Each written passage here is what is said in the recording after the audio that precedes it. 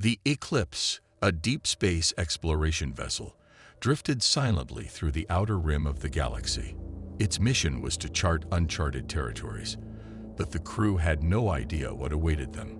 Captain Lira Solari stood on the bridge, her sharp eyes scanning the star-filled void. Everything seemed calm, too calm. Captain, her first officer, Tarek Voss, called from the navigation console. "We're picking up an anomaly ahead. It's unlike anything I've ever seen." Lira approached, her gaze fixed on the holographic display. The anomaly was a massive storm, a swirling vortex of light and energy that seemed to pulse with a rhythmic, almost musical hum. It was beautiful and terrifying all at once. "What is it?" Lira asked, her voice filled with awe. "I don't know," Tarek replied, his voice tense. "But it's emitting some kind of signal. It's singing." Lira frowned. "Singing?" Tarek nodded. "Listen." He activated the ship's audio sensors, and the bridge was filled with a haunting melody. It was unlike anything Lyra had ever heard, a blend of harmonies and dissonances that seemed to resonate deep within her soul. "It's beautiful," whispered Dr. Lira Voss, the ship's xenobiologist. "But it's also unsettling." Lyra couldn't agree more. The melody was captivating, but there was something about it, something that made her skin crawl. "Set a course for the storm," she said finally. "We need to investigate." As the Eclipse approached the storm, the melody grew louder, more intense. The crew could feel it now, not just hear it. It vibrated through the ship's hull, through their bodies, through their minds. "Captain," Tarek said, his voice trembling. "The storm, it's reacting to us." Lyra's eyes widened as she watched the holographic display. The storm was shifting, its light swirling faster, its melody growing more chaotic. And then it happened. A tendril of light shot out from the storm, wrapping around the ship. The crew was thrown to the floor as the ship shuddered violently. The melody became a deafening roar, and the lights on the bridge flickered. "Report," Lira shouted, struggling to her feet. "The hull is intact," Tarek said, his voice filled with panic. "But the storm is inside the ship." Lyra's blood ran cold. "What do you mean, inside the ship?" Before Tarek could answer, the bridge was flooded with light. The melody became a chorus of voices, each one singing a different tune, each one filled with emotion. Joy, sorrow, anger, fear. And then the visions began. Lira saw her mother, long dead, standing in the corner of the bridge. She was singing, her voice blending with the melody of the storm. But her eyes were empty, her face expressionless. "Mom," Lira whispered, her voice trembling. Her mother didn't respond. She just kept singing, her voice growing louder, more dissonant. Tarek saw his brother, who had died in a shuttle accident years ago. He was standing by the navigation console, his hands gripping the controls. But his eyes were filled with fear, his voice a desperate plea. "Help me," he whispered. "Please, help me." Ilara saw her daughter, who had been lost in a colony uprising. She was sitting on the floor, her knees pulled to her chest, her voice a soft, mournful hum. "I'm sorry," she said, her eyes filled with tears. "I'm so sorry." The visions were overwhelming, each one more vivid, more painful than the last. The crew was paralyzed, their minds trapped in a whirlwind of memories and emotions. And then, as suddenly as it had begun, the light faded. The melody stopped, and the bridge was silent. The crew looked at each other, their faces pale, their eyes wide with fear. "What the hell was that?" Tarek asked, his voice barely above a whisper. Lyra didn't answer. She couldn't. Her mind was still reeling from the vision of her mother, from the sound of her voice. But one thing was clear. The storm wasn't just a phenomenon. It was alive, and it was feeding on them. The storm's light had retreated, but its presence lingered. The crew of the Eclipse was shaken, their minds still haunted by the visions they had seen. Captain Lira Solari stood in the center of the bridge, her hands gripping the edge of the console as she tried to steady her breathing. "Report," she said, her voice firm despite the fear in her eyes. Tarek was the first to respond. "The storm's energy signature is still inside the ship. It's everywhere. In the walls, the systems, even the air." Lira, the xenobiologist, stepped forward, her face pale. "It's not just energy. It's alive. I can feel it. In my mind. It's like it's feeding on us." Lyra's stomach churned. "Feeding on us?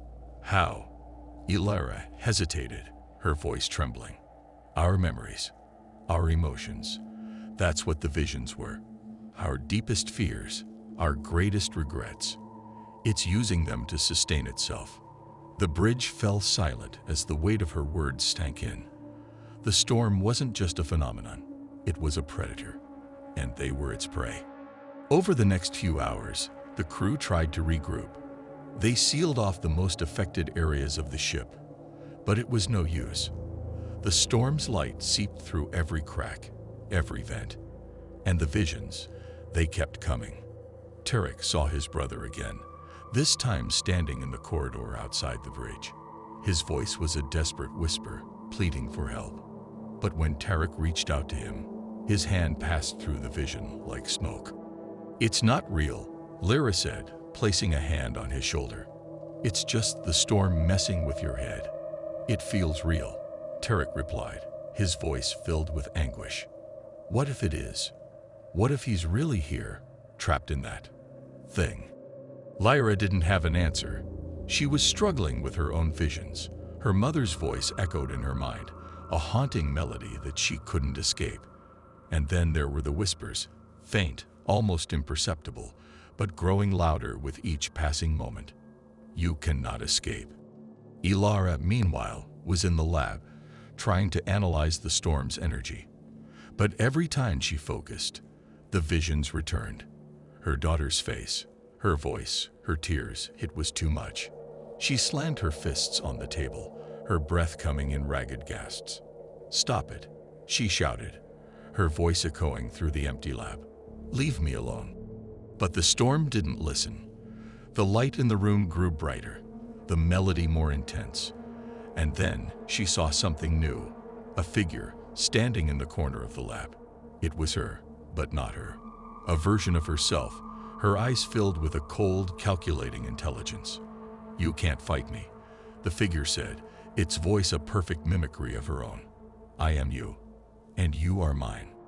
Lira stumbled back, her heart pounding in her chest. "What do you want from me?" "Everything." Back on the bridge, Lira and Tarek were trying to come up with a plan. But it was hard to think clearly when the storm was constantly pulling at their minds, their memories. "We need to get out of here," Tarek said, his voice filled with desperation. "We can't fight this thing.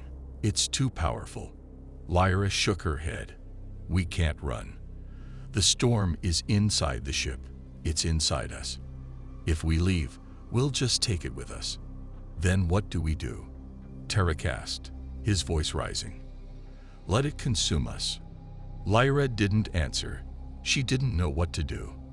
But then she remembered something, a phrase her mother had said in the vision. "The melody is the key." "The melody," she whispered, her eyes widening. "That's it. The storm's song. It's not just noise. It's a pattern, a code. If we can disrupt it, maybe we can weaken the storm." Tarek frowned. "How do we do that?" Lyra's mind raced. "We need to create our own melody. Something strong enough to overpower the storm's song." The crew gathered in the ship's engineering bay, where the storm's presence was weakest. Lira, still shaken from her encounter with the doppelganger, worked with Tarek to modify the ship's communication systems. The plan was risky. They would use the ship's speakers to broadcast a counter melody, a song of their own creation. "It has to be something personal," Lira said, her voice filled with determination. "Something that means something to us. That's how the storm works. It feeds on our emotions, So we fight back with the same weapon. The crew nodded, their faces pale but resolute. They didn't know if it would work, but it was their only chance. As the counter melody began to play, the storm reacted immediately. The light in the ship grew brighter, the melody more chaotic. The crew was thrown to the floor as the ship shuddered violently. "It's working," Tarek shouted, his voice filled with hope. But then, the storm fought back. The visions returned, more vivid, more painful than ever. Lira saw her mother again, but this time, her face was twisted in anger. Her voice was a scream, a dissonant note that clashed with the counter melody. "You cannot win." Lira saw her doppelganger, its eyes filled with rage. It reached out to her, its fingers brushing against her skin. She felt a cold, electric shock, and then, nothing. When the light faded, the crew was left lying on the floor, their bodies weak, their minds exhausted. The storm's melody was gone, but so was their counter melody.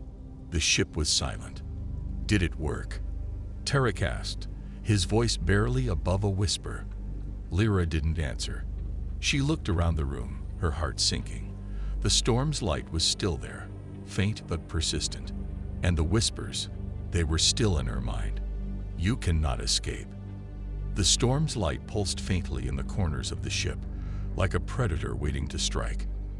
The crew of the Eclipse was exhausted, their minds frayed from the constant assault of visions and whispers. But they couldn't give up. Not yet. Captain Lira Solari stood in the engineering bay, her hands gripping the console as she tried to steady her breathing. The counter melody had failed, but she wasn't ready to admit defeat. There had to be another way. "We need to go deeper," she said, her voice firm despite the fear in her eyes. "The storm is feeding on our memories, our emotions. If we can find its core, its source, maybe we can destroy it." Tarek frowned. "And how do we do that? We don't even know where to start." Lira, still pale and shaken from her encounter with the doppelganger, stepped forward. "The storm's song. It's not just noise. It's a pattern, a code. If we can find the source of that code, maybe we can disrupt it from within." Lira nodded. "Then that's what we'll do. We'll take the fight to the storm." The plan was risky. They would use the ship's neural interface to connect directly to the storm's energy signature. It was a dangerous move, one that could destroy their minds. But it was their only chance. Lira volunteered to go first. She sat in the interface chair, her hands trembling as the technicians attached the neural nodes to her temples. The room was silent, the air thick with tension. "Are you sure about this?" Tarek asked, his voice filled with concern. Lira nodded. "I have to be."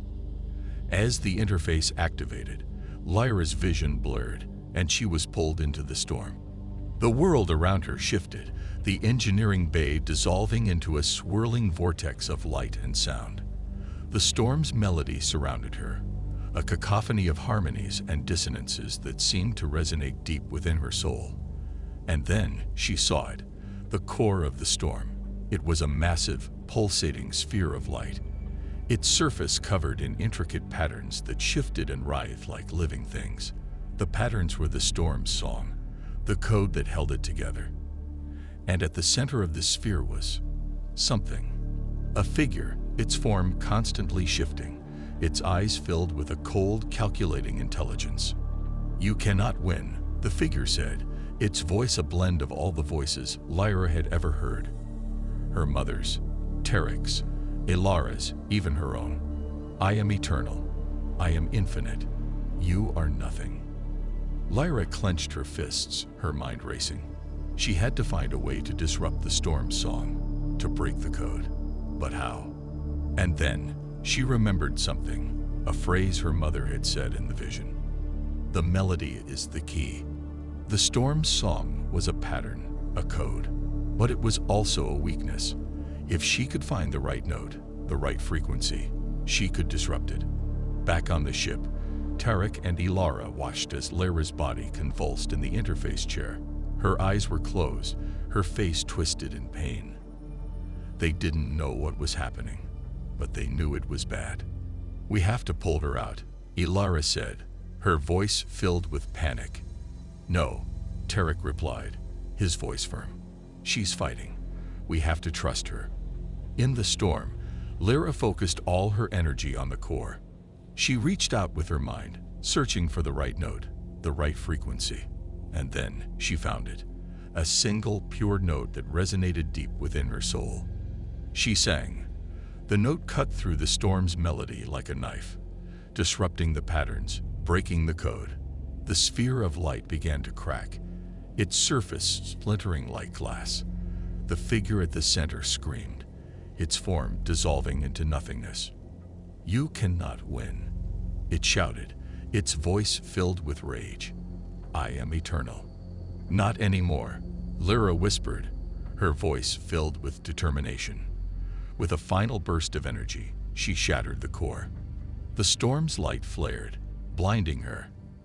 And then everything went silent. When Lira opened her eyes, she was back in the engineering bay. The storm's light was gone, the ship's systems returning to normal.